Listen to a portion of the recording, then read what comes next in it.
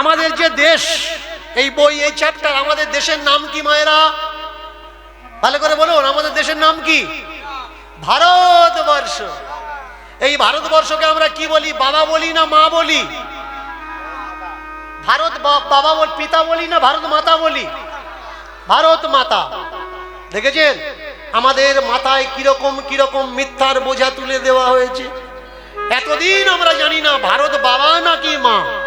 ওরা মা বলতে বলছে, আমরা মা বলছি। ভারত নাম এলো কোথার থেকে?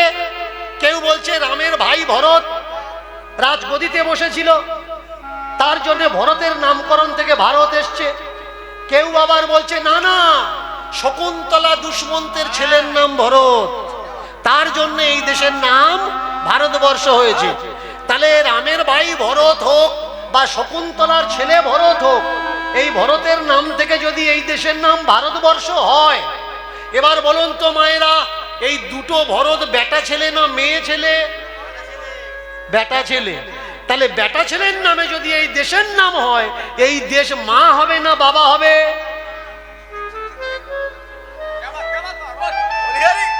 প্রশ্ন আপনারা করবেন, জিজ্ঞাসা আপনারা করবেন। আমাকে অনেকে বলে ওর কীর্তন শুনতে যেও না, কারণ ভালো করে জানে ওর আটলে যদি একবার ঢুকেছে, ওখান থেকে ওদের বের করা খুব শক্ত ব্যাপার।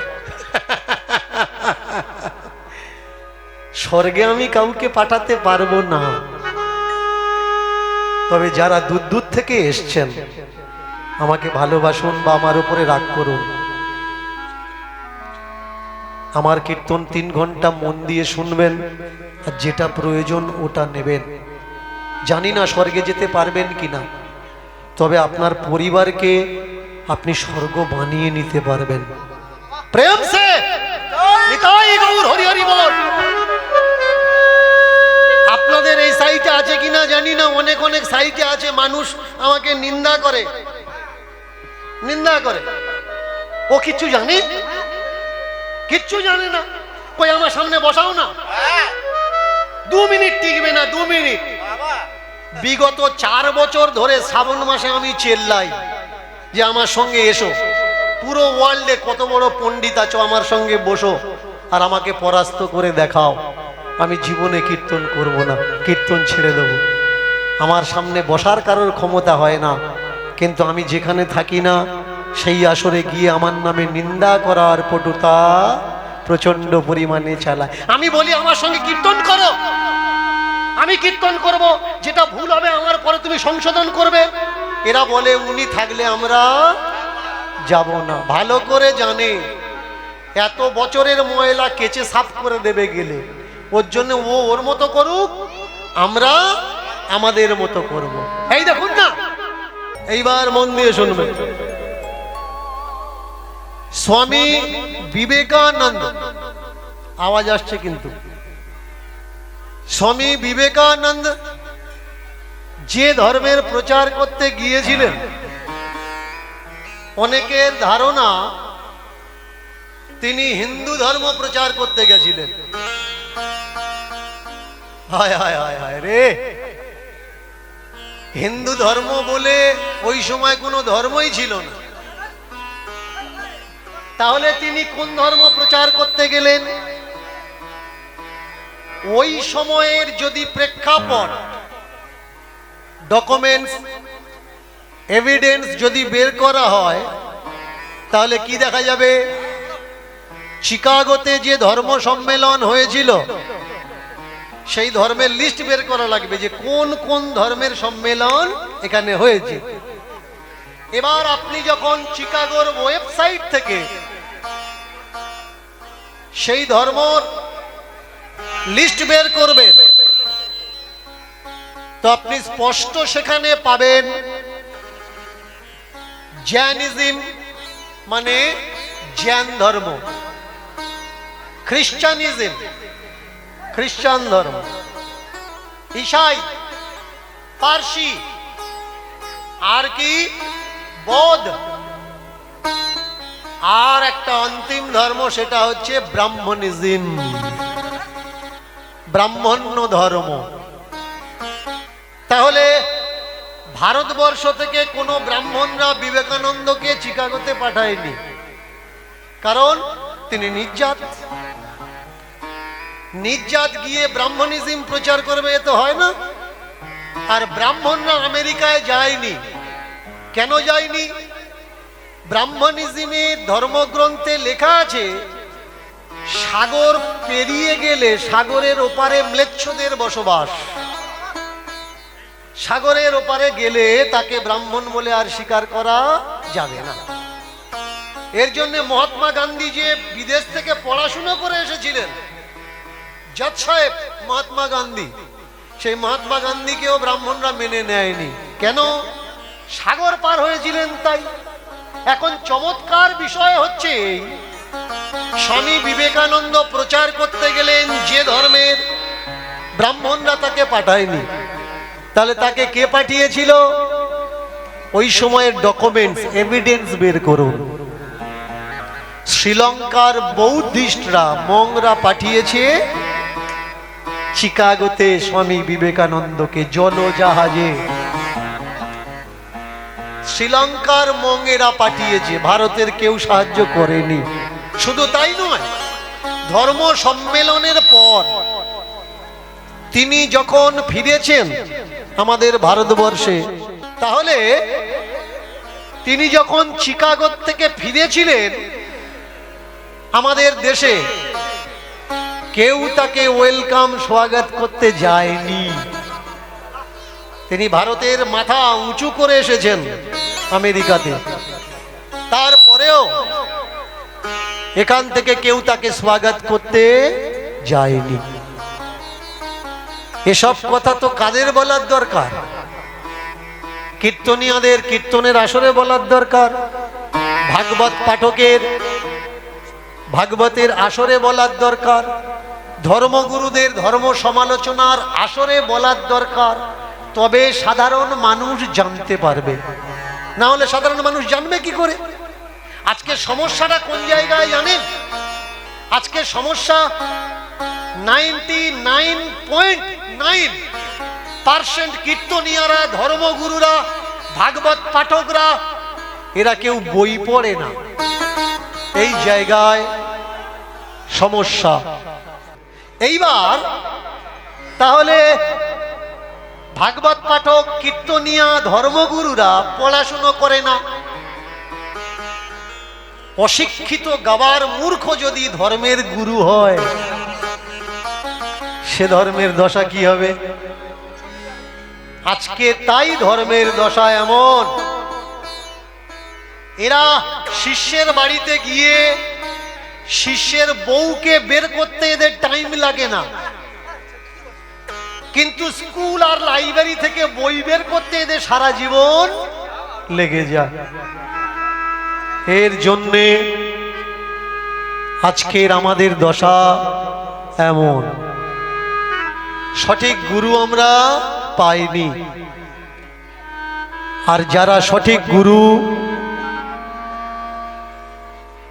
তারা বলতে গেলে তাদের বাধা দেয় সমাজ, বলা যাবে না। তাহলে এখন প্রশ্ন জাগে, যে ধর্মকে আমরা হিন্দু ধর্ম বলছি তার অরিজিনাল নাম হচ্ছে ব্রাহ্মণিজম, ব্রাহ্মণ ধর্ম। কেন ব্রাহ্মণ ধর্ম? কারণ যে ধর্মের উপরে শুধু ব্রাহ্মণদের অধিকার, ব্রাহ্মণরাই মাথা, ব্রাহ্মণরা যা করবে ব্রাহ্মণরা করবে, আপনার কোনো অধিকার নেই। পুরো অধিকার কাদের? ব্রাহ্মণদের। তাহলে আপনার ধর্ম কোনটা? আপনার ধর্ম আমার ধর্ম আমরা জানি না। আমাদের ধর্ম বেরিয়ে এলো কোন জায়গায়? যখন ইংরেজরা বলল ভারতের ইতিহাস লিখব, তথ্য দাও, এভিডেন্স দাও, ইতিহাস দাও। আমাদের দেশের পণ্ডিত যারা, তারা রামায়ণ মহাভারত তুলে নিয়ে দিয়ে বলছে এটা আমাদের ভারতের ইতিহাস। ইংরেজরা বলে উঠলো ইতিহাস মানে কি জানো? Do you know history? তুমি কি জানো ইতিহাস কাকে বলে? এরা বললো এটাই তো ইতিহাস, রামায়ণ আমাদের দেশের ইতিহাস, মহাভারত। এই ইতিহাস নয়, এটা মিথ গ্রন্থ, ভালো করে শুনবেন, কাল্পনিক গ্রন্থ। এটা মিথ্যা কাল্পনিক গ্রন্থ, এটা ইতিহাস নয়। ইতিহাস দাও। আপনারা যারা বাবুঘাটে গেছেন দেখবেন একটা ঘাট আছে প্রিন্সেস ঘাট।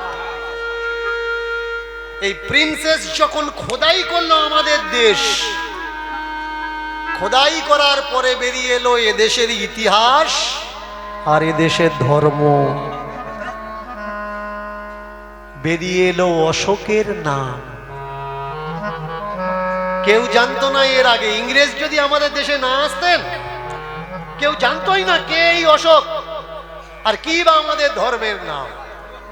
ভালো করে শুনবেন, যে কথাগুলো আমি বলছি এ কথাগুলো আমার বানানো না, বা আমার বাবা ঠাকুরদারা এ বইটা লেখেনি। পড়ে নেবেন ভারতবর্ষের পুরানো ইতিহাস নামক গ্রন্থখানা, তাহলে স্পষ্ট এভিডেন্স আপনি পেয়ে যাবেন যে কথাগুলো আমি বলছি এগুলো আমার বানানো কথা, আমার বাবা ঠাকুরদার কথা, নাকি বাস্তব সত্য কথা। মাটির নিচ থেকে বেরিয়ে আসলো অশোকের ইতিহাস। আর অশোক যে স্টোন ইনস্ক্রিপশন, শিলালেখ লিখিয়েছে, তাতে স্পষ্ট পাওয়া গেল আমাদের ধর্মের নাম। এসো ধম্ম সনাতন। আমাদের ধর্মের নাম কি? সনাতন। এই সনাতন ধর্মকে এরা এতদিন চাপা রেখে এই ধর্মের একটা বিপরীত ধর্ম, ব্রাহ্মণ্য ধর্ম চালাতে চেয়েছিল হিন্দু ধর্মের নামে। কাক আর কোকিলের মতো, একজন বাসা বেঁধে ডিম পাড়ে আর একজন ডিম পাড়ে না, তার ডিম ফেলে দিয়ে ওর বাসায় এর ডিম পেড়ে দেয়। আপনারা এই যে হোম যজ্ঞ যা কিছু করছেন না, এই আপনাদের না। রাগ হতে পারে, তাই না? এতদিন করে আসছি, তাহলে এ আমাদের না। পড়ে নেবেন মনুস্মৃতি, পড়ে নেবেন গৌতম সূত্র, পড়ে নেবেন নীতি সূত্র, পড়ে নেবেন ব্রহ্মসূত্র, শঙ্করাচার্যের ভাষ্য। তাহলে বুঝতে পারবেন আপনার ধর্ম তো দূরের কথা, ঠাকুর ঘরে ওঠা তো দূরের কথা, ঠাকুর ঘরের চূড়ার দিকে আপনার তাকানোর ক্ষমতা নেই। এটা কে বলছে? এই সকল ধর্মগ্রন্থগুলো বলছে। তাহলে আপনার ধর্ম কোনটা? আজকে যারা পাগল হচ্ছে হিন্দু রাষ্ট্র হবে, হিন্দু রাষ্ট্র হবে, হিন্দু রাষ্ট্র হবে, বলুন তো হিন্দু রাষ্ট্র হলে আপনার স্থান কোথায় হবে? কখনো ভেবেছেন? আপনি কি হিন্দু? আপনি তো হিন্দু নয়, আপনি এসসি, এসটি, ওবিসি। তাহলে হিন্দু রাষ্ট্র যদি হয় আপনি হিন্দুই নন, তাহলে এসটিদের অধিকার কোথায় থাকবে? ওবিসিদের অধিকার কোথায় থাকবে? এসসিদের অধিকার কোথায় থাকবে? আগে জানা লাগবে। এই সকল সত্যগুলো যদি আপনি না জানেন, তাহলে অন্য জনার ধর্মকে আপনার লালন পালন করে আপনার জীবন শেষ হয়ে যাবে। আগে বোঝা লাগবে যে সত্যটা কোনটা আর মিথ্যাটা কোনটা। আজকের যারা ধর্ম ধর্ম করছে, বেরিয়ে আসলো কি? আমাদের ধর্মের নাম সনাতন ধর্ম। এই সনাতন ধর্মের শ্রেষ্ঠ পুরুষকে গৌতম বুদ্ধ। এরা এতদিন গৌতম বুদ্ধের ইতিহাস মাটির নিচে চেপে রেখেছিল। যখন মাটির থেকে বেরিয়ে আসলো গৌতম বুদ্ধের কথা, প্রাণ পুরুষের কথা, সঙ্গে সঙ্গে 9 অবতার ছিল, 10 অবতার বানিয়ে দিল। 10 অবতারের 1 অবতার বানিয়ে দিল গৌতম বুদ্ধকে, বুদ্ধ অবতার। ভালো করে মন দিয়ে শুনবেন। চমৎকার কোন জায়গা? চমৎকার এই জায়গা যে ধর্মগ্রন্থকে আমরা ধর্মগ্রন্থ বলছি, ধর্ম ধর্ম করে লাফাচ্ছি, তার কোনো ডিটেলস আমরা জানি না। আপনারা এত মানুষ দূর দূর থেকে ছুটে এসছেন। অনেকে এসছে আমার উপরে রাগ করে, অনেকে এসছে আমার উপরে ভালোবেসে। এই এতগুলো ভিড় সবাই যে আমার ভালোবাসে তা নয়। অনেকে এসছে চল যাই, বেফাস কথা বললি ধরবি, তারপর আমরা আছি। সত্যি বলছি, সবাই যে ভালোবেসে এসছে তা নয়। এখন চমৎকার কোন জায়গায় বলুন তো, পিছলা যে মাস গেল ওই মাসে যে বইটা পড়া হয়েছে বইটার নাম কি? মহাভারত। আর এই 1 তারিখ থেকে যে বইটা পড়া হবে এ বইটার নাম কি? রামায়ণ। তাই না? রামায়ণের শ্রেষ্ঠ কে? এক ডাকে সকলে বলবেন কেন রাম? রামায়ণের নায়ক রাম নয়, রাম সাইট নায়ক। রাম সাইট নায়ক। তাহলে নায়ককে, নায়ককে জানতে গেলে আগে বইয়ের নাম জানতে হবে, তবে হিরোর নাম বেরোবে। রামায়ণের নায়ককে, যার নামে দেশের নামকরণ, তার নাম কি? ভরত। রামায়ণের নায়ককে ভরত। রাম সাইট নায়ক, কোনো কাজ নেই। 14 বছর রাজাবিহীন সিংহাসন কে চালিয়েছে? রাম পারতেন? পারতেন না। যে মানুষটা চালিয়েছেন তিনি হচ্ছে হিরো। হিরো কাকে বলা হয়? যার কাছে কিচ্ছু নেই, ব্রেন আর শ্রম দিয়ে যে সংসারকে চালায়, গ্রামকে চালায়, নগরকে চালায়, রাজ্যকে চালায়, দেশকে চালায়, রাষ্ট্রকে চালায়, তাকে বলা হয় হিরো। এই ভরত রামের কাছে গেছে, দাদা ফিরে এসো। দাদা বলেছে না, যাব না। বলে তাহলে কোনো চিহ্ন দাও তোমার। কি দিয়েছে মায়েরা? 2টো খড়ম দিয়েছে। ভরত ওই 2টো খড়ম এনে সিংহাসনে বসিয়ে নিজে নিচে বসে রাজত্ব পরিচালনা করেছে, সিংহাসনে বসেনি। এখন প্রশ্ন এই জায়গায়,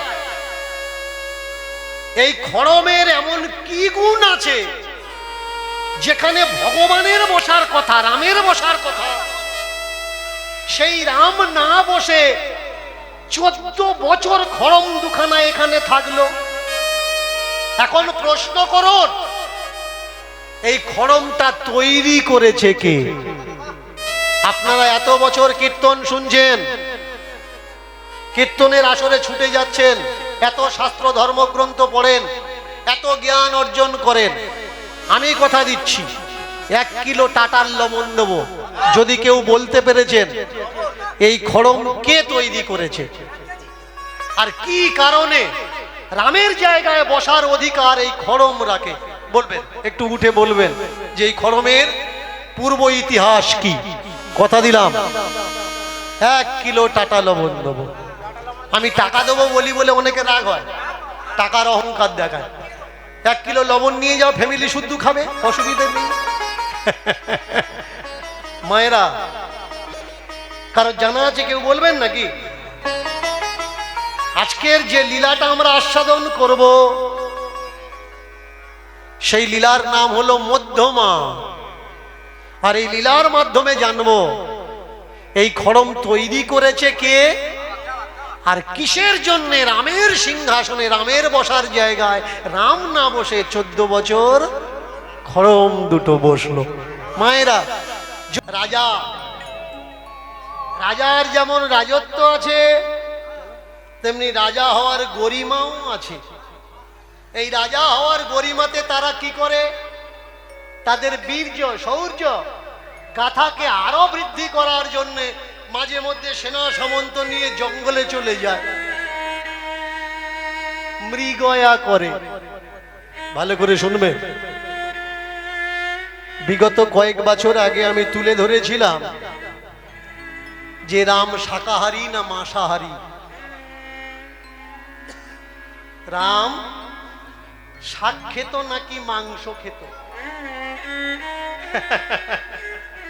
তাতে অনেকে বলেছে ধর্মের ভাবাবেগে আঘাত হচ্ছে, এই কথা বলা উচিত নয়। তোমার যদি ধর্মের ভাবাবেগে আঘাত হয় তুমি শুনো না। যারা সত্যকে জানতে চায়, শুনতে চায়, আমাকে জানাতে দাও, তাদেরকে শুনতে দাও। রাম কোনো সময় শাকাহারী ছিলেন না। মাংস খেতেন। আর কিসের কিসের মাংস খেতেন এটা হরিবাসরে বলা যাবে না, ওটা আপনারা পড়ে নেবেন তাহলে ভালো হবে।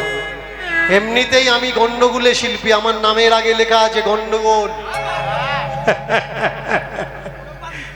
এটা উপাধি আমার,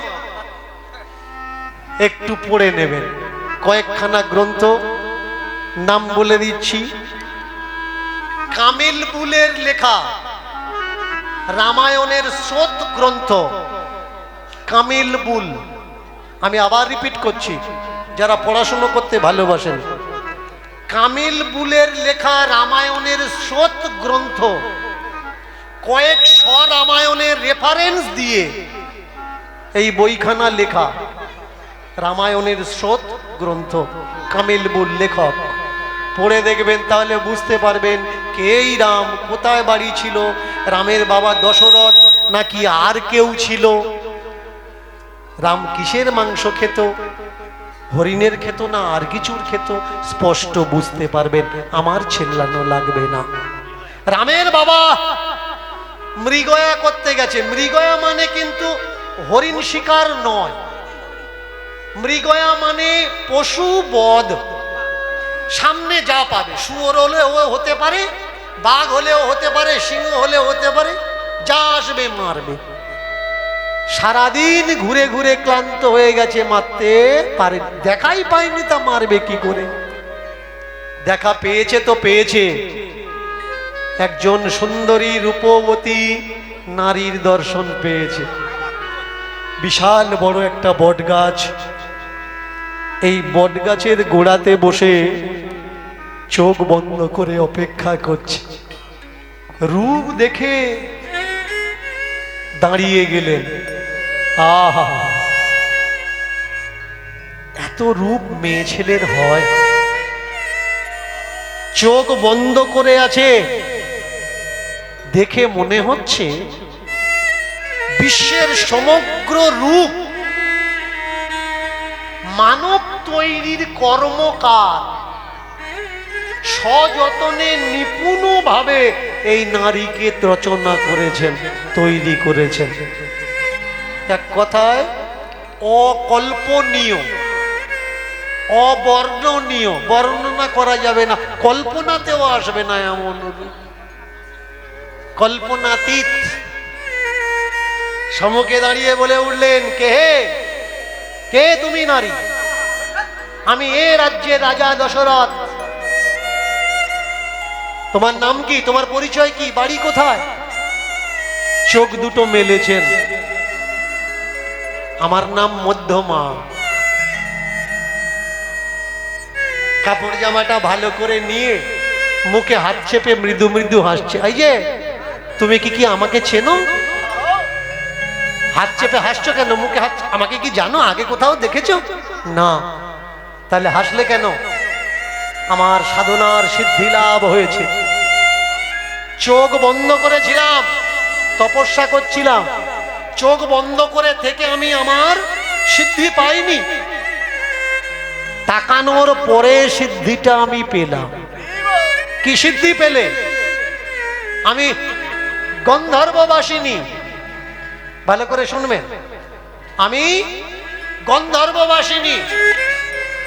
আমার বয়স হয়েছে, বাবা বলেছে যাকে পছন্দ করবে তাকে বিয়ে করো।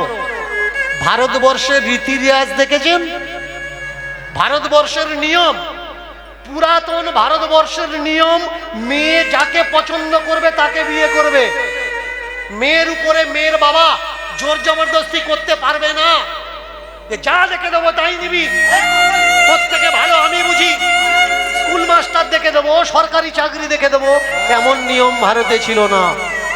মহাভারত খুলুন, দ্রৌপদী স্বয়ম্বর সভা, সীতা স্বয়ম্বর সভা, যা কিছু রাজার মেয়েরা, রাজা দেখে দিত না, মেয়েরা দেখে নিত। সমস্ত রাজ্যের রাজকুমারদের এক জায়গায় ডেকে মালা নিয়ে পছন্দ করত, যার পছন্দ হতো তার গলায় দিয়ে দিত। দশরথকে দেখে মধ্যমা মুখে এলো হাসি,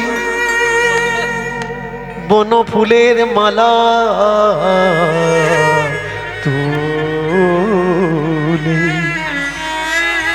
পরিয়ে দিল তার গলা।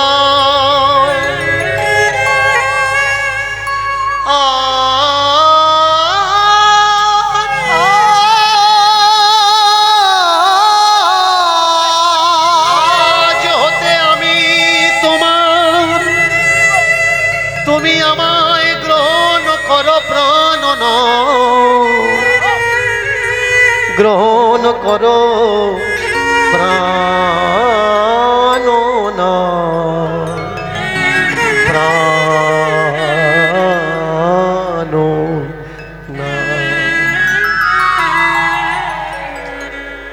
বয়স কত? 10,000 বছর বয়স।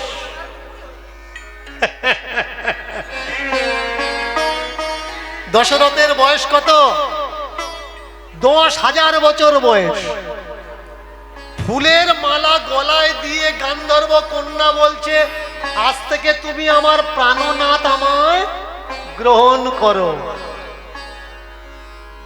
দশরথের বউ কতগুলো মা বলবেন যারা কীর্তন শোনেন? কটা বউ? 3টে। দশরথের প্রভাস রামায়ণে বলছে 10,000 স্ত্রী। 10,000। আদি মূল সতী রামায়ণে বলছে 760খানা স্ত্রী, একটা আধা স্ত্রী না। মূল রামায়ণ যাকে বাল্মীক বলা হয়, বাল্মীক রামায়ণ, এই রামায়ণে বলছে এই বউগুলো উপপত্নী। উপপত্নী মানে কি জানেন? জানেন না? মানে বউ থাকতে যদি অন্য কারোর সঙ্গে লাইন হয় সেটাকে গ্রামীণ ভাষায় কি বলে? ওটাই উপপত্নী। কত ক্ষমতা দেখেছো? 10,000 উপপত্নী। মাঝে মধ্যে আমি চিন্তা করি এরা কারা? প্রত্যেক বোর কাছে যদি একবার যায় 10,000 দিন লাগবে পুরো একবার রাউন্ড দিয়ে ফিরে আসতে। আর কোনো বউ যদি বাচ্চা দেয় তারপরে তার কাছে যেতে যেতে বাচ্চার বয়স হয়ে যাবে 10,000 বছর, 10,000 দিন হয়ে যাবে। চমৎকার দেখেছি। এ কাদের ধর্মগ্রন্থ? যারা বেশি বিয়ে করতো ওদের, নাকি যারা বেশি কম বিয়ে করতো তাদের? বলুন তো। আমাদের ধর্মে সব থেকে বেশি বিয়ে কারা করেছে? ব্রাহ্মণেরা। বলবেন না যে আমি ব্রাহ্মণ নিন্দা করছি। আমি ব্রাহ্মণদের সম্বন্ধে কোনো কথা বলছি না, আমি ব্রাহ্মণেদের বলছি। ব্রাহ্মণ আর বামন দুটো তফাৎ আছে। ব্রাহ্মণকে সমজ্ঞান, সমভাব, সমদর্শন যে করে এমন বিচার বিবেচন তাকে বলা হয় ব্রাহ্মণ। আর বামনকে খাটবো না খুটবো না, তোদের বাড়ি যাব, নাড়বো তোরা দিবি আমি খাবো, মোড়ের মাথায় গিয়ে চা খাবো, তেলে ভাজা খাবো, কিন্তু তোদের বাড়ি খাবো না, তোরা নির্জাত। চপটা যদি মুচি বানায় ওতে অসুবিধা নেই, চপ খাবে, কিন্তু তোমার বাড়ির চালে ও রান্না হচ্ছে, ও তোমার বাড়িতে খাবে না। অন্য অন্য সাইটে আছে, এ সাইটে হয়তো নেই। আছে তাই তো বলি, যদি না থাকবে বলবো কেন। এবার তাকিয়ে দেখুন হলো কি, এতগুলো স্ত্রী থাকার সত্ত্বেও স্বীকার করলেন যে আজ থেকে তুমি আমার স্ত্রী। কিন্তু কথা দাও, মধ্যমা বলে উঠলেন, অযোধ্যার সিংহাসনে আমার ছেলে বসবে। ভালো করে মন দিয়ে শুনবেন, সবার পিছনে কিন্তু গদি। কেন্দ্রে কে? আর শাস্ত্রে ঝগড়া হচ্ছে কি নিয়ে? গদি নিয়ে। এই গদির টানটা এমন একটা টান যে একবার বসবে আর গদি ছাড়তে চাইবে না। গ্রামে মেম্বারি পদে দাঁড়িয়েছে, এত গালাগালি করছে লোক, কানমোলা খাচ্ছে, সামনের ইলেকশন থেকে আর দাঁড়াবো না। ইলেকশন যখনই ঘোষণা হবে তার আগে নমিনেশন ফাইল করে চলে আসছে। আরে নাম দিবি নে নাকি? বলে দি, গাল দি, কি করো? তাহলে কি এমন সুখ আছে এই গদিতে যার জন্যে চেয়ে বসলেন মধ্যমা?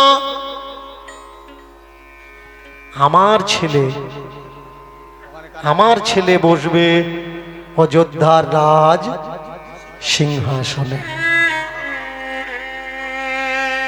ব্যাস তাই হবে।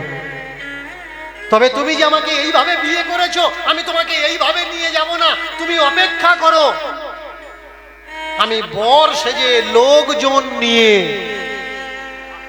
তোমাকে নিতে আসবো। হাতটা ধরেছে, ধরে বললেন মধ্যমা, আমি কথা দিলাম, কথা দিলাম, কথা দিলাম, আমি কথা দিলাম, কথা দিলাম, কথা দিলাম, কথা দিলাম, আমি কথা দিলাম, কথা দিলাম, কথা দিলাম, কথা দিলাম, কথা দিলাম, কথা দিলাম, কথা দিলাম, কথা দিলাম, কথা দিলাম। যাব এখন ফিরে আসবো নবসাজে, মাথায় টোপর পরে ঘরের বেশে নিতে তোমার কথা দিলাম, কথা দিলাম, কথা দিলাম, কথা দিলাম, কথা দিলাম, কথা দিলাম, কথা দিলাম, আমি কথা দিলাম, কথা দিলাম, কথা দিলাম, কথা দিলাম, আমি কথা দিলাম। অপেক্ষা করো যাই, আসবো আবার ফিরে, অপেক্ষা করো যাই, আসবো আবার ফিরে, যেও না যেন দাঁড়িয়ে থেকো আমার জীবন ঘিরে। কথা দিলাম, কথা দিলাম, কথা দিলাম, কথা দিলাম, কথা দিলাম, কথা দিলাম, কথা দিলাম, কথা দিলাম। ও মধ্যমা, ও মধ্যমা, ও মধ্যমা, ও মধ্যমা, ও মধ্যমা,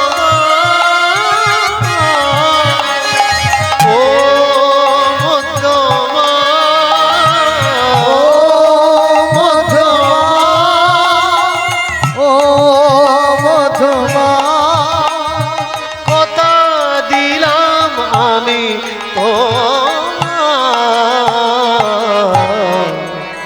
তো